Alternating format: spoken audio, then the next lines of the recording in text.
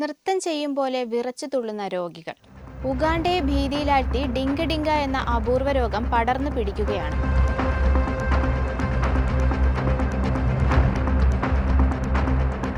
ബുണ്ടിബുഗ്യോ എന്ന ജില്ലയിൽ 300ഓളം പേർ ചികിത്സ തേടിയെന്നാണ് വിവരം. സ്ത്രീകളിലും ചെറിയ പെൺകുട്ടികളിലുമാണ് രോഗം പടർന്നു പിടിക്കുന്നത്. പനി, ശരീരം വിറച്ചു തുള്ളുക തുടങ്ങിയ ലക്ഷണങ്ങളാണ് ആദ്യം കാണുന്നത്. നിലവിൽ ആരുടെയും സ്ഥിതി ഗുരുതരമല്ല. ആന്റിബയോട്ടിക്കുകൾ ഉപയോഗിച്ച് രോഗത്തെ ഫലപ്രദമായി ചികിത്സിക്കാം. ചികിത്സ തേടിയവർ ഒരാഴ്ചയ്ക്കുള്ളിൽ സുഖം പ്രാപിക്കുന്നുണ്ടെന്നാണ് പുറത്തു വരുന്ന റിപ്പോർട്ടുകൾ. ഡിങ്ക ഡിങ്ക രോഗത്തിന്റെ ഉറവിടമോ അത് വ്യാപിക്കാനുള്ള കാരണങ്ങളോ വ്യക്തമല്ല. വൈറസ് മൂലമോ മറ്റ് പാരിസ്ഥിതിക ഘടകങ്ങൾ മൂലമോ ആകാം രോഗം ബാധിക്കുന്നതെന്നാണ് അനുമാനം.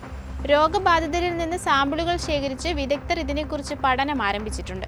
ഫ്രാൻസിലെ സ്ട്രാസ്ബർഗിൽ 1518-ലുണ്ടായ ഡാൻസിംഗ് പ്ലേഗിന് സമാനമായ ലക്ഷണങ്ങളാണ് ഡിങ്ക ഡിങ്ക ബാധിച്ചവരിലും കാണുന്നത്.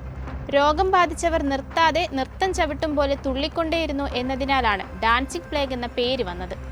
ഇത് മരണത്തിലേക്ക് വരെ അന്ന് നയിച്ചതായി റിപ്പോർട്ടുകളുണ്ട്.